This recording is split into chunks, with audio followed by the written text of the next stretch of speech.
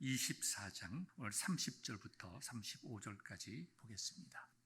여러분들에게 읽어드리겠습니다. 그들과 함께 음식 잡수실 때에 떡을 가지사 축사하시고 떼어 그들에게 주시니 그들의 눈이 밝아져 그인 줄 알아보더니 예수는 그들에게 보이지 아니하시는지라. 그들이 서로 말하되 길에서 우리에게 말씀하시고 우리에게 성경을 풀어주실 때에 우리 속에서 마음이 뜨겁지 아니하더냐 하고 곧 그때로 일어나 예루살렘에 돌아가 보니 11 제자 및 그들과 함께한 자들이 모여 있어 말하기를 주께서 과연 살아나시고 시몬에게 보이셨다 하는지라. 두 사람도 길에서 된 일과 예수께서 떡을 떼심으로 자기들에게 알려지신 것을 말하더라. 하나님의 말씀입니다. 아멘. 사랑하는 성도 여러분, 여러분들과 또 여러분의 가정 위에 죽으시고 부활하신 우리 주 예수 그리스도의 은혜와 평강이 충만하시기를 주님의 이름으로 축원합니다. 저희들은 지난 2주 동안 종려주일에 대한 말씀과 또 성찬식 그리고 고난주간 특별 새벽기도 그 다음에 부활주일에 이르기까지 예수님께서 어떻게 이 땅에 오시고 우리를 위하여 생명 주시고 부활하셨는지에 대해서 많은 말씀으로 은혜를 나누었습니다.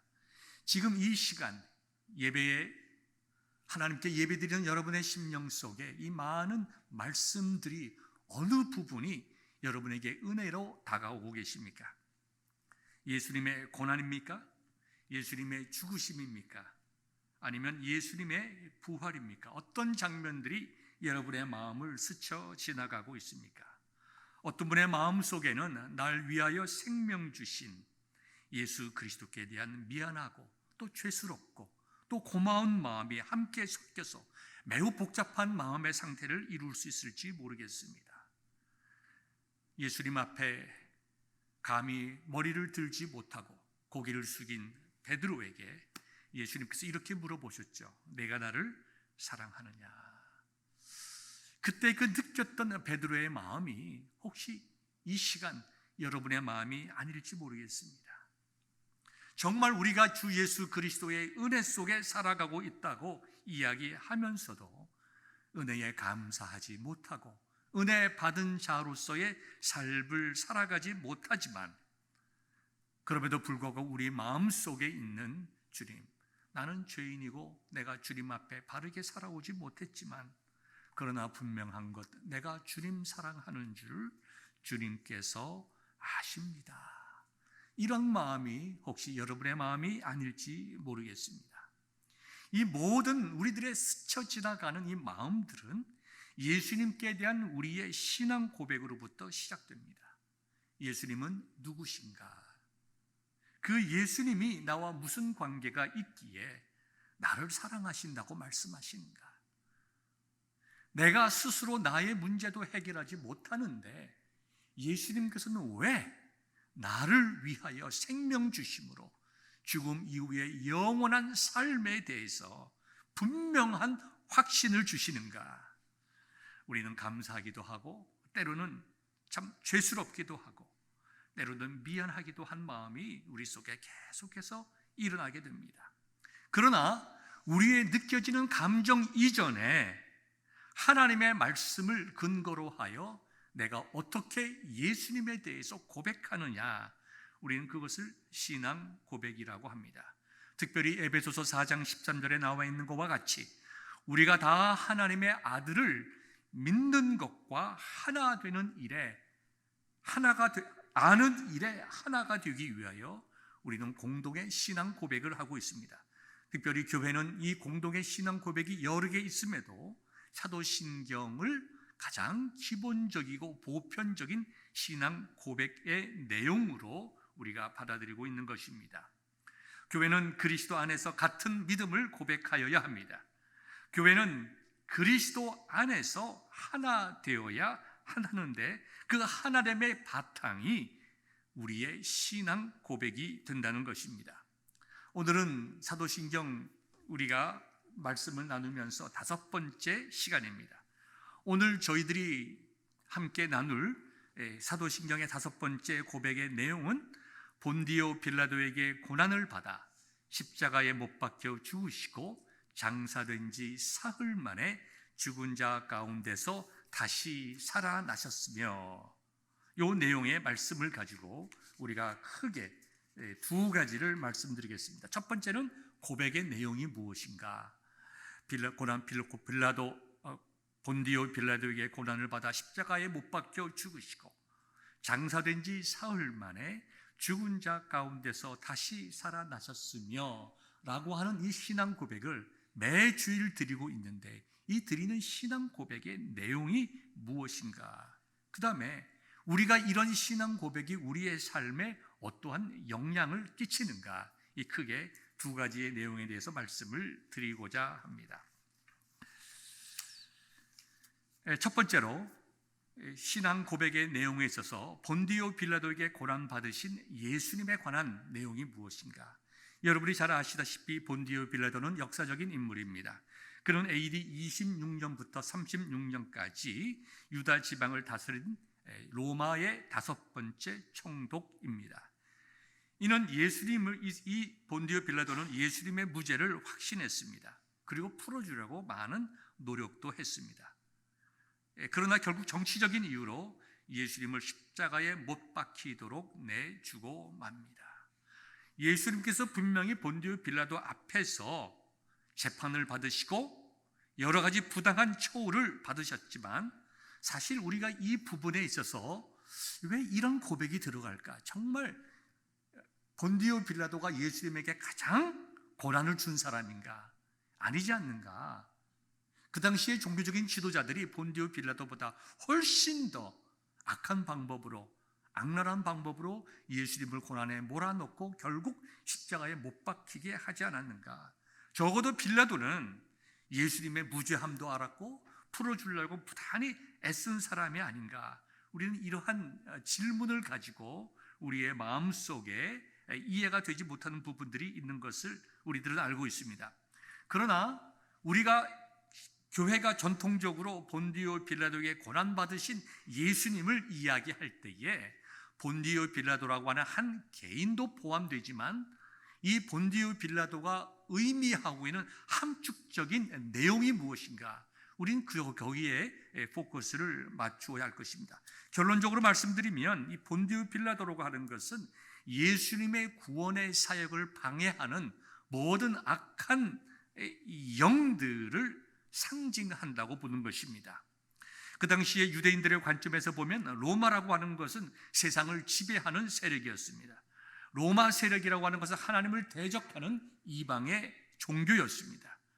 본디오 빌라도라고 하는 것은 로마를 유대 사람들에게 있어서 대표해서 그들의 사상을 심고 하나님을 대적해 나가는 가장 핵심적인 인물로 보였을지 모릅니다.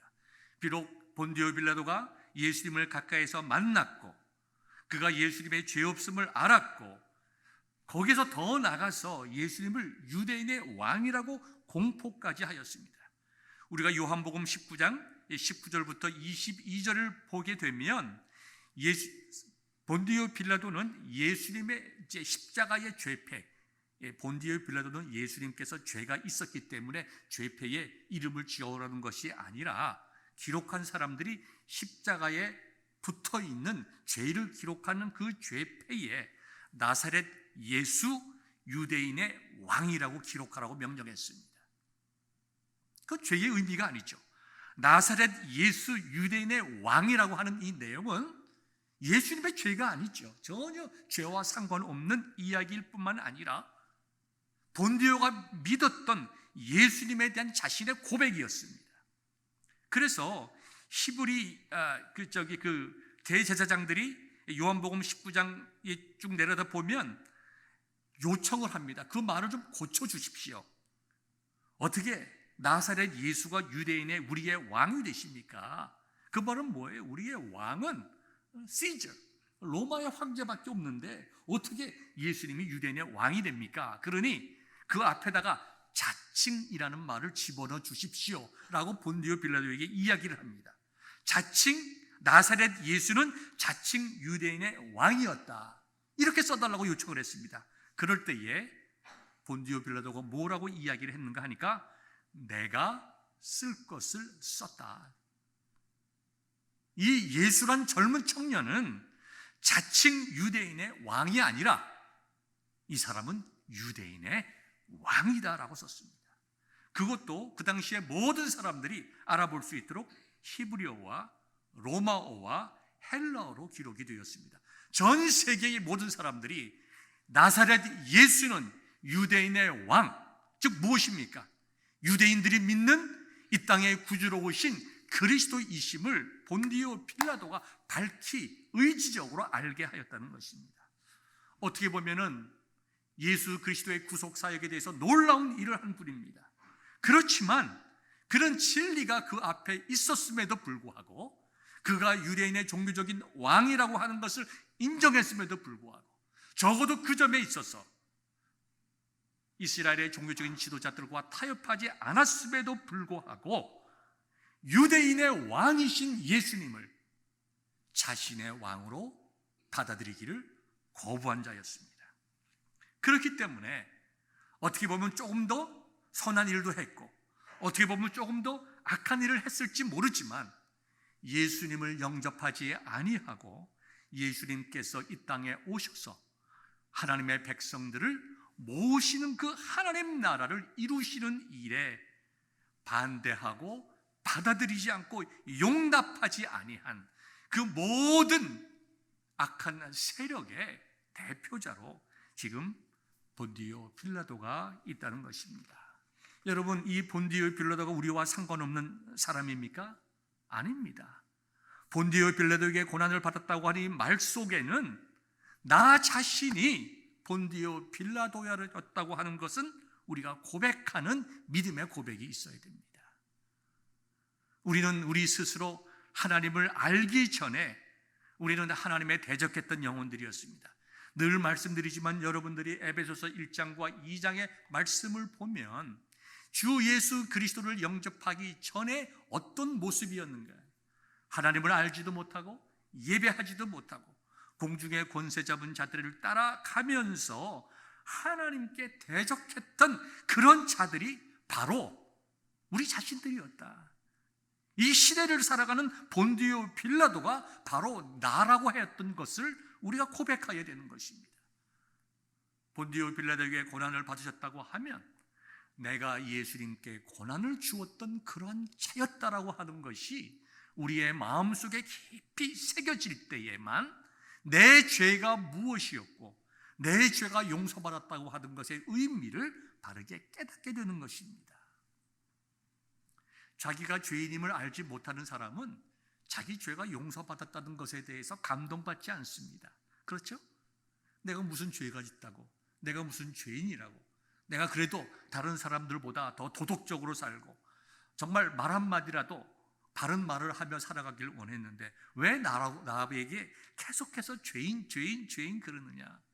이런 죄인에 대한 인식이 없으면 그 다음 고백인 십자가에 못 박혀 죽으셨다라고 하는 말에 대한 아무런 나와의 관련성을 깨닫지 못하게 되는 것입니다. 그런데 본디오 빌라도가 예수님께 고난을 주었다라고 하는 것을 읽으면서 주님, 내가 바로 이 시대를 살아가는 본디오 빌라도였습니다. 하나님께서 인간의 모습으로 오시고 낮고 천한 인간의 모습으로 사시면서까지 우리에게 가까이 오시고 말씀하시고 이 시대를 살아가는 우리들에게 말씀으로 함께하여 주심에도 불구하고 내가 그 말씀을 거부하고 그 말씀을 지식적으로만 알고 내 생활을 통하여 그 말씀대로 살아내지 못했다고 하는 것은 내가 이 시대를 살아가는 본디오 빌라도였고 구원받은 이 시대에도 이 순간에도 내가 살아가는 가운데 죄를 짓는 그 죄가 바로 오늘을 살아가는 내가 본디오 빌라도라고 하는 것을 우리가 고백하여야 하는 것입니다. 그래야 내가 정말 하나님을 핍박했던 죄인이고 하나님을 대적했던 죄인이고 하나님에 대해서 무지하고 알지도 못하고 영광 돌리지 못했던 죄인임을 바르게 고백하게 되는 것입니다. 두 번째로는 예수님께서 십자가에 못 박혀 죽으시고 장사된 지 사흘 만에 죽은 자 가운데 부활하셨다라고 하는 신앙의 고백이 있습니다.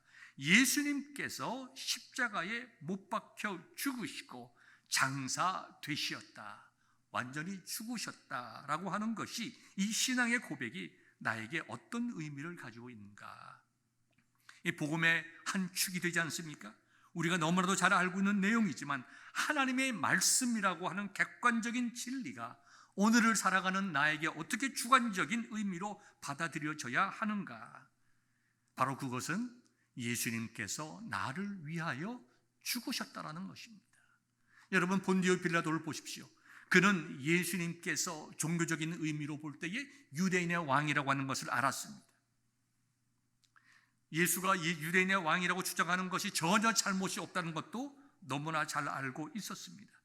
그럼에도 그는 예수님을 나의 왕으로 받아들이기를 거부했다라고 하는 것은 예수님께서 십자가에서 못 박혀 죽으시고 장사되셨다라고 하는 이 성경의 진리의 말씀이 그런가 보구나, 성경에 써져 있는 그러한 이야기구나라고 지식적으로 알고 내 마음속에 참된 고백으로 내 삶을 통해서 그 고백의 삶을 살아가지 못한다고 하면 십자가에 못 박혀 죽으시고 장사되었다라고 하는 그 고백의 의미를 우리는 바로 살릴 수가 없는 것입니다.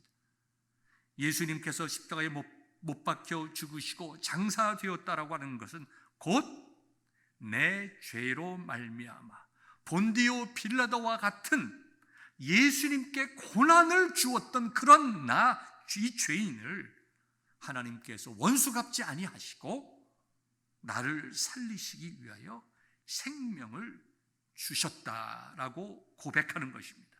예수님께서 나를 살리시기 위해서 예수님의 생명을 내어 놓으셨다라고 하는 것입니다. 그 다음에 세 번째 이 고백은 예수님께서 부활하셨다라고 하는 내용인데요, 예수님께서 부활하시기 전에 사흘 동안에 어떤 일이 있었는가? 예수님께서는 육체의 고난만 받으신 것이 아니라 예수님의 영혼이 정말 이 지옥의 고통을 그대로 당하셨다는 거예요. 우리는 예수님의 고난의 기간을 보내면서 이런 찬송을 부르죠. 얼마나 아프실까? 머리에 가시면류관 쓰시고 창으로 찔리시고 채찍으로 맞으시고 얼마나 아프실까? 우린 예수 그리스도의 그 육체적인 고난만 생각을 합니다. 사실 육체적인 고난이라고 하는 것은 사실 대단한 건 아닙니다. 그보다 더 큰 고난으로 죽은 순교자들이 많이 있습니다. 그러나 예수님의 죽으심의 특별한 이유는 우리 한 사람 한 사람 전 인류의 죄의 무게를 인격적으로, 감정적으로, 육체적으로, 그리고 이 사흘이라는 기간 동안에 그 영혼이 온 이 지구상의 모든 사람들의 죄의 값을 치르는 그 영혼의 고통을 예수님께서 맛보셨다.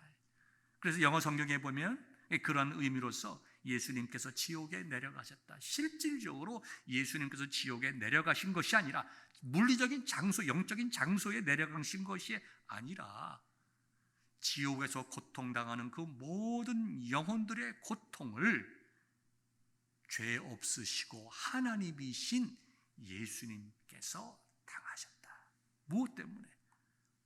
나 때문에. 누구 때문에요? 나 때문에.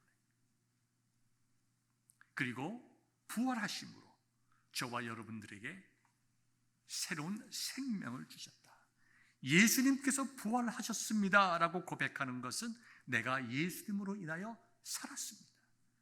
본디오 빌라도처럼 예수님에게 고난을 가했던 나를 하나님께서 사랑하시고 내 죄값을 치러주시기 위해서 생명 주시고 예수님께서 부활하심으로 나에게 영원한 생명을 주셨습니다 라고 고백하는 것입니다.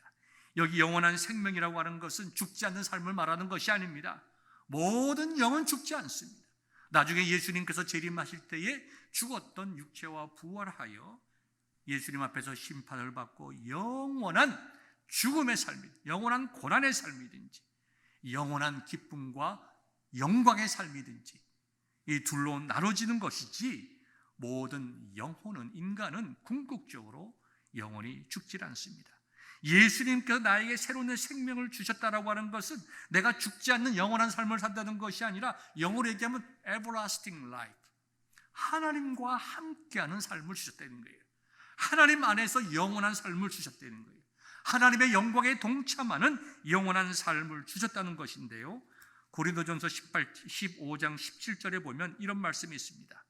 그리스도께서 다시 살아나신 일이 없으면 너희의 믿음도 헛되고 너희가 여전히 죄 가운데 있을 것이요. 22절입니다. 아담 안에서 모든 사람이 죽은 것 같이 그리스도 안에서 모든 사람이 삶을 얻으리라. 우리가 정말 예수님의 부활을 믿는다고 하면 그 믿음을 통하여 그리스도 안에서 삶을 얻으리라. 이 삶이라고 하는 것이 로마서 6장 4절에 나와 있는 새 삶을 말하는 것입니다. 로마서 6장 14절에 보면 새 삶을 얻을 것이다, 새로운 생명을 얻을 것이다.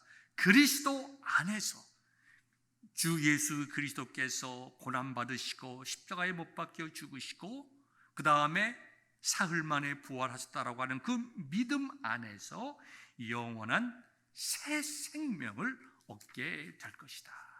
이것이 우리가 사도신경에서 나와 있는 신앙 고백서를 나의 고백으로 믿는 의미가 되는 것입니다. 이러한 신앙의 고백을 하게 되면 우리의 삶은 변하게 됩니다. 오늘 그 변화된 삶의 좋은 예가 오늘 본문의 내용입니다. 오늘 본문의 내용을 보게 되면 이제 예수님께서 죽으시고 장사되었다는 소식을 듣고 실망하여 엠마오로 떠나는 두 제자가 있었습니다. 그 제자들이 서로 길을 갈 때에 예수님께서 그들에게 다가가셨습니다. 그래서 그들에게 말씀하셨어요. 너희가 길 가면서 서로 주고받는 이야기가 무엇이냐. 그때에 이 두 사람이 슬픈 빛을 띠고 예수님 앞에 섰습니다. 결국 그들의 마음속에 낭만과 실망과 슬픔 속에 있었다는 거예요. 그런데 그들에게 다가오신 예수님을 만난 다음에 그들이 변화되었어요. 그들이 예수님께서 부활하신 것을 알자 그들이 완전히 바뀌어서 그들에게 고통을, 실망과 좌절을 주었던 그곳으로 달려가서 세상에는 빛이 있다, 진리가 있다, 죽으신 예수님께서 부활하셨다라고 하는 것을 담대하게 외치는 완전히 변화된 삶을 살았다는 것입니다. 우리가 예수님께 대한 참된 복음적인 고백을 하게 되면 우리의 삶은 변하게 되어 있습니다. 여러분, 혹시 여러분들 가운데 내가 사도신경을 이렇게 읽을 때마다 이 말씀이 어떤 의미인지를 제대로 깨닫지도 못했고 또 그것이 나에게 주는 의미가 무엇인지 잘 몰랐다고 하면 오늘 주신 말씀을 붙잡고 정말 예수님께서 본디오 빌라도와 같은 나를 먼저 사랑하시고 원수되었던 나를 위하여 생명 주시고 예수님께서 부활하심으로 영원토록 그분과 함께 영광에 들어갈 수 있는 everlasting life, 새로운 생명을 주셨다라고 고백할 수 있기를 바랍니다. 제가 여러분들에게 한 분을 소개하고자 하는데요, 한동대학교 초대 총장이자 20년간 4차례에 걸쳐서 총장 일을 하셨던 김영길 장로님이 계십니다. 여러분, 이제 한동대학교에서 잘 모르시는 분이 계실지 모르겠지만 아주 짧은 시간 동안에 한국의 명문 사학으로 이렇게 일어난 아주 좋은 대학입니다. 이 한동대학교는 세상을 변화시키는 기독교적인 인성을 가진 유능한 지도자를 만들자라는 그러한 목적으로 세워진 교회입니다. 그런데 학교입니다. 근데 이 한동대학교에서 20년간 총장으로 섬기신 김영길 장로님은 원래 예수님 믿는 분이 아니었습니다. 이분은 서울대학교에서 금속공학과를 전공을 하고 뉴욕 위에 있는 트로이라는 곳에 있는 랜슬러 폴리텍 인스티튜트라고 하는 랜슬러 폴리텍 공과대학에 이제 학위를 받으러 갔습니다. 그러던 중에 이분의 이제 그 부인 되시는, 이제 지금은 김영애 권사님이시죠. 이 부인 되시는 그 김영애, 젊었을 때니까, 유학생 때니까 그분이 큰 이제 병에 걸리게 되었습니다.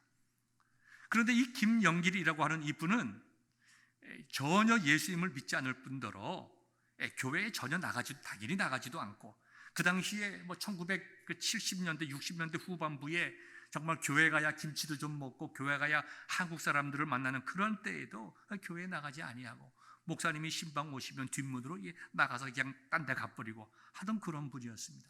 아내가 그에게 계속적으로 복음을 전하고 예수님을 소개하고 교회 갈 것을 권했지만 이분은 교회 나가지 않았습니다. 그런데 자기의 이 젊은 아내가 병에 걸려서 죽게 되자 이분이 거기서 무릎을 꿇게 됩니다.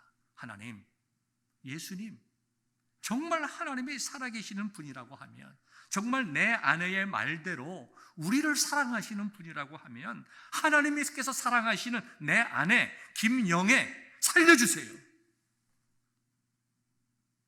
하나님을 바르게 알지도 못하고 믿지도 아니고 본디오 빌라도처럼 예수님의 고난을 줬던 그러한 분이었지만, 이 젊은 김영길 이분이 자기 아내를 위하여 하나님께 매달립니다. 하나님께서 그와 같은 일을 사용하셔서 이 김영길 이분을 하나님께서 예수님을 영접하는 길로 인도하십니다. 이분이 이제 예수님을 영접하고 예수님을 믿은 다음에 삶이 바뀌게 됩니다. 이분은 학자로서 많은 일을 했습니다. 나사에서 발명상을 2차례나 받았고요. 카이스트에서도 교수도 하셨지만, 한동대라고 하는 신생학교가 생기게 될 때에 초대 총장의 일을 맡았습니다. 쉬운 일이 아니죠. 그 학교가 잘 이루어질지 어떨지 잘 모르지만, 이분이 온누리교회 장로님으로 계실 때에 하영조 목사님과 같이 기도하면서 이게 하나님의 일을 하는 것이 중요하다. 당신이 공학자로서, 과학자로서 그 모든 학문적인 업적도 중요하지만 더 중요한 것은 이 모든 것을 창조하신 하나님께 대하여 하나님을 섬기는 일이다. 이분이 그 권면을 받아들여서 자신의 삶을 완전하게 세상을 변화시키는 기독교 청년들을 만들어내는 대학에 자신의 삶을 들여서 20년 동안 그가 섬기게 된 것을 우리는 보게 됩니다. 이분이 이제 2019년에 이제 주님의 품에 안겼습니다. 여러분, 우리가 정말 예수님에 대해서, 내가 본디오 빌라도 같은 그러한 자였지만 그와 같이 예수님을 핍박하던 자를 하나님께서 먼저 사랑하여 주시고 생명 주시고 하나님의 자녀로 만드셔서 영원한 하나님의 영광에 들어가게 하셨다라고 하는 것이 나의 참된 고백이 된다고 하면 우리들의 삶은 반드시 변하게 되어 있습니다. 반드시 변하게 되어 있습니다. 만약에 제가 여러분들에게 여러분 왜 사십니까? 어떻게 사세요? 사실 그러한 질문에 대해서 쉽게 대답하는 수 있는 분들이 많지 않습니다. 인생의 의미가 무엇입니까? 뭐 제가 그렇게 생각할 만큼 여유가 없습니다. 그저 열심히 살아서 남들보다 조금 더 여유 있는 삶 살고, 열심히 살아서 아이들 잘 기르고, 또 건강하게 살아서 내가 좀 여유 있게 일찍 은퇴해서 좀 세계 여행도 다니고 그런 삶을 살고 싶습니다.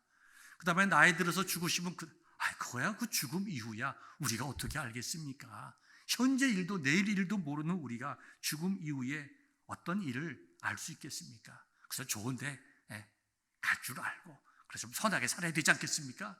여러분들, 우리의 신앙, 우리의 고백이, 우리의 인생에 대한 고백이 이런 것이라고 하면 우리는 예수님 믿는 사람 아닙니다.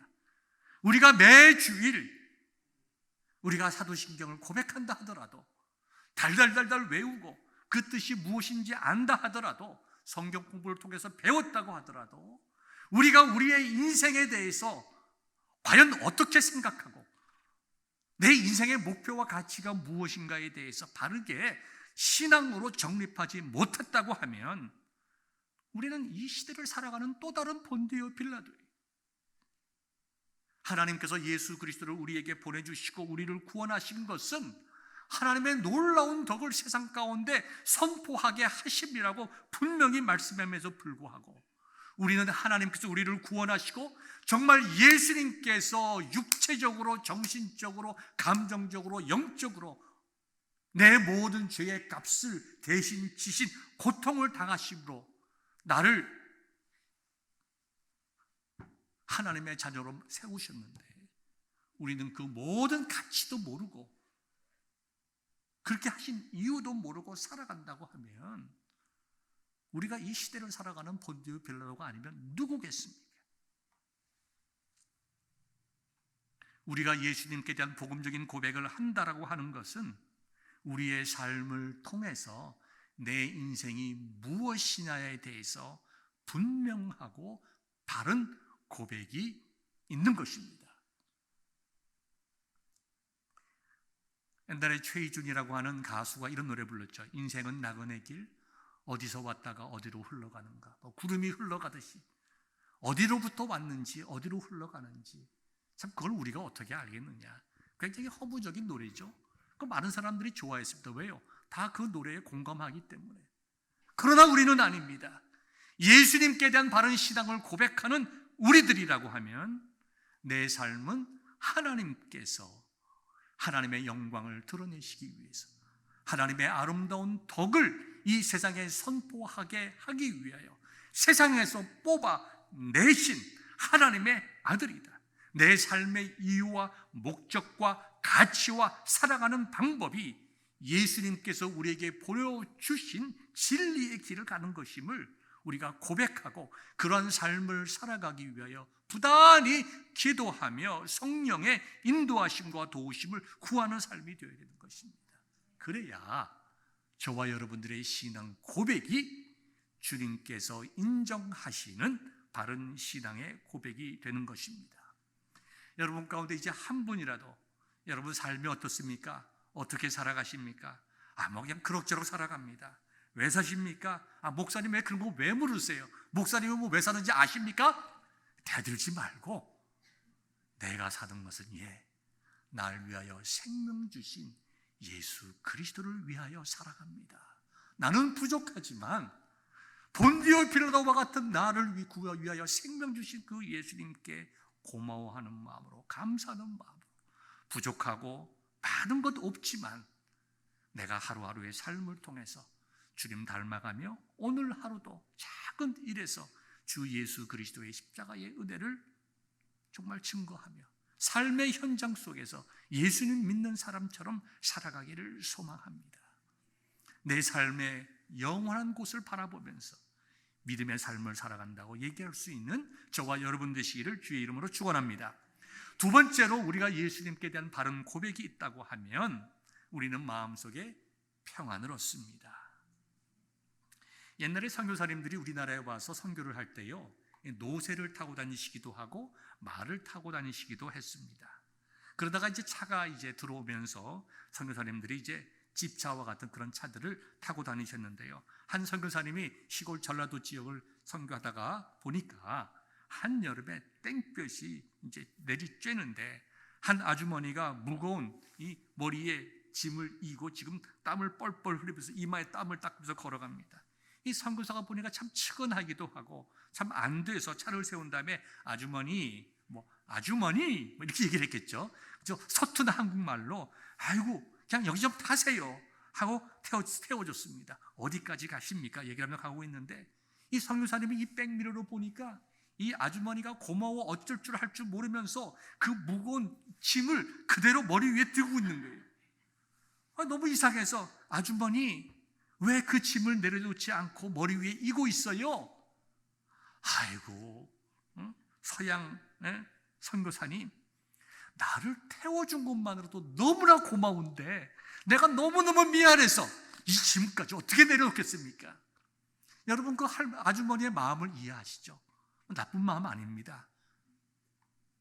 나를 이렇게 태워줬는데 지금까지 내려놓기는 너무 미안합니다. 좋은 마음이고 아름다운 마음이지만 그것이 태워주신 선교사의 마음을 아는 마음입니까? 아니죠.